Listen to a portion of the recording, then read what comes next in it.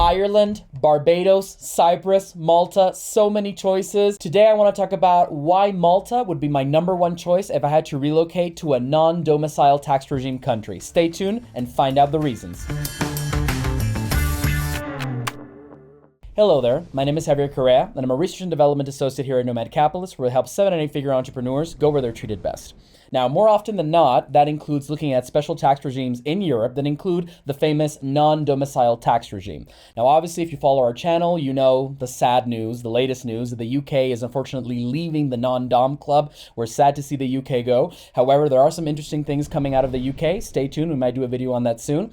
But as of now, which options do we have left for people who love this non-domiciled tax regime? We've got Barbados in the Caribbean, we've got Ireland in Europe, we've got Cyprus in the Mediterranean, Eastern Europe, and then we also have Malta. So basically today, what I want to do is share with you exactly why, among all these options, I would choose Malta. As a small reminder, what is a non-domiciled tax regime? So basically, in all of these countries that have a lot of British legal influence, there is a clear distinction between residence and domicile. Residence being simply the place where I live, the place where I have a physical home or an actual place of residence, so to speak. Whereas domicile is truly your center of vital interest. It's the place where you belong. It has a deeper connection. Usually this connection involves you and your homeland. It is somewhat linked to your nationality, but not necessarily. And it's a tricky concept to pin down.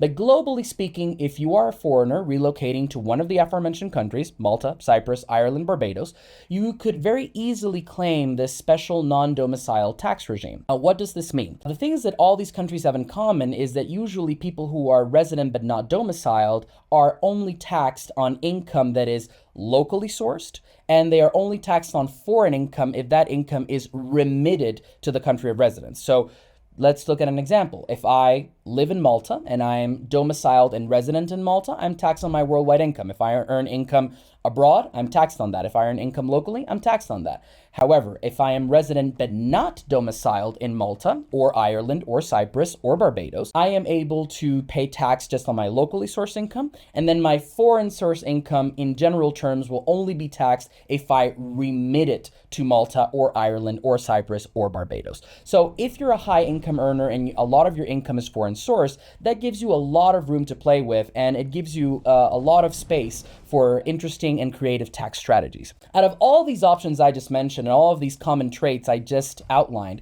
why do I personally prefer Malta?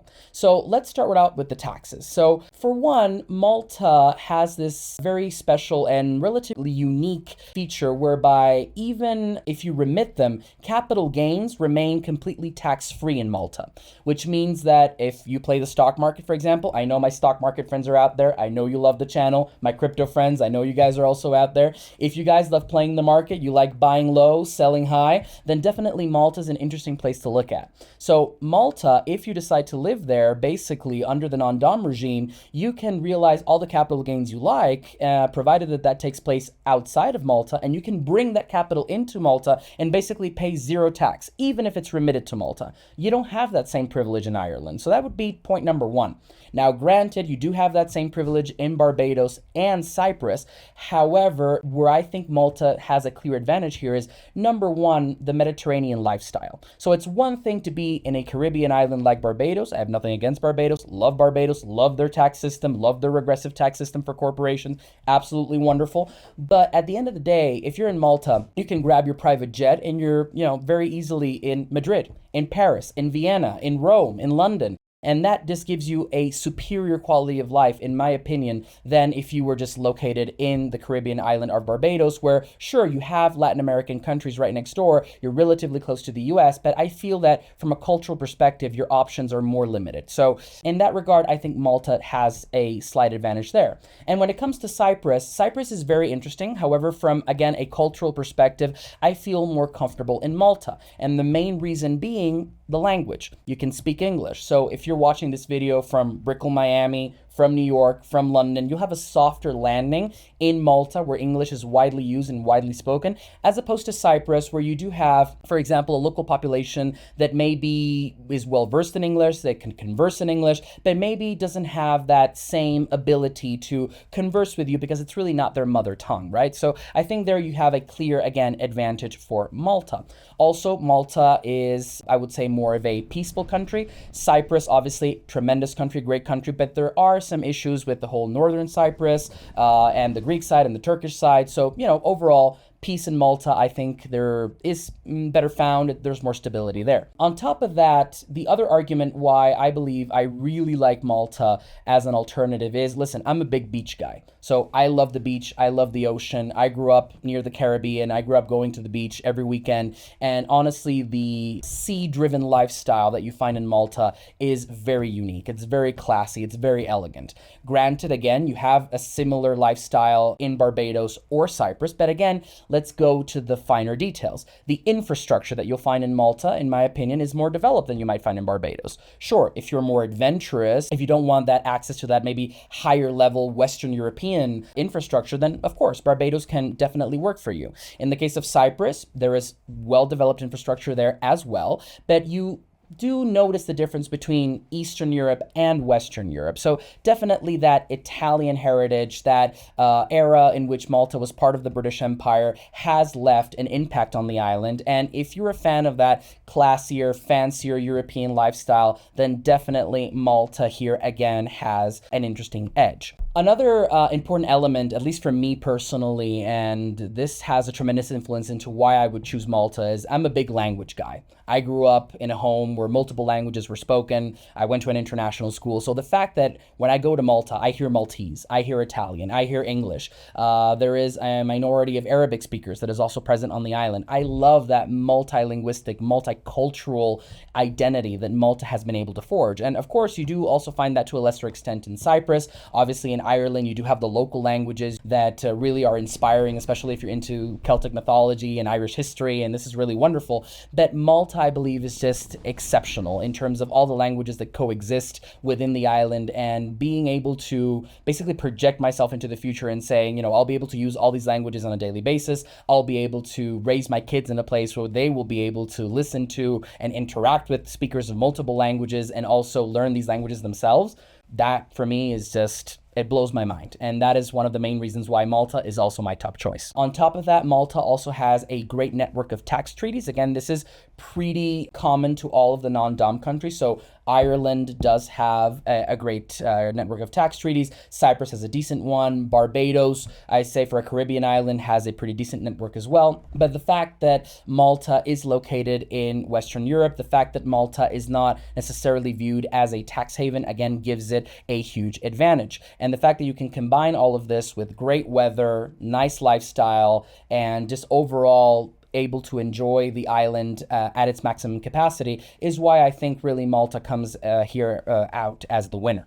Now, on top of that, the other thing that I like about Malta is that if you decide to only remit capital gains or not remit any income at all, I do think that the island is very competitive. It basically imposes a very small flat tax. So if you're a European citizen and you live there by virtue of just being an EU citizen that has relocated there, then your flat tax is basically 5,000 euros per annum, so 5,000 euros per year, provided that your foreign income is equal to or superior to 35,000 euros. In the case of some individuals that may apply under different residence programs that are available in Malta, then your flat tax will only be 15,000 euros, which is again a very manageable amount. You do maybe find some countries where you don't have to pay a minimum. It is the case in Ireland, for example. Cyprus, to a certain extent, you don't have to necessarily pay that minimum.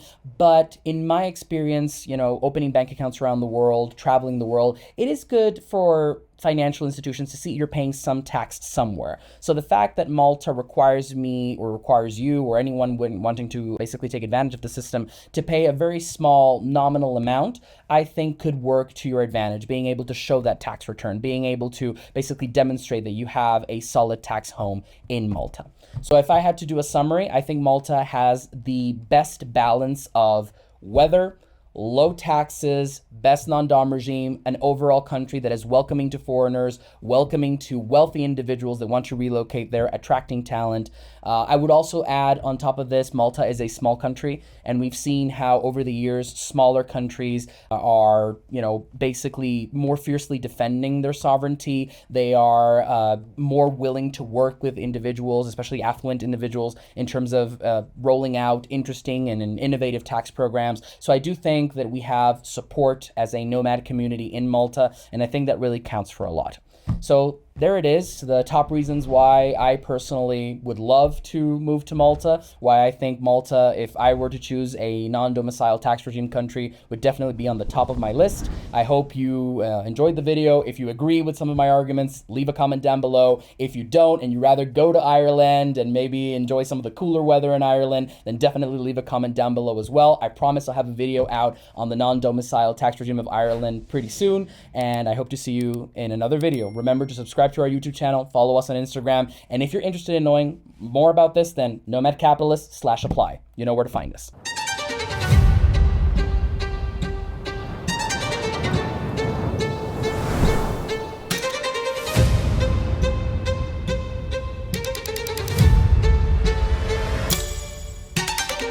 This is Kuala Lumpur.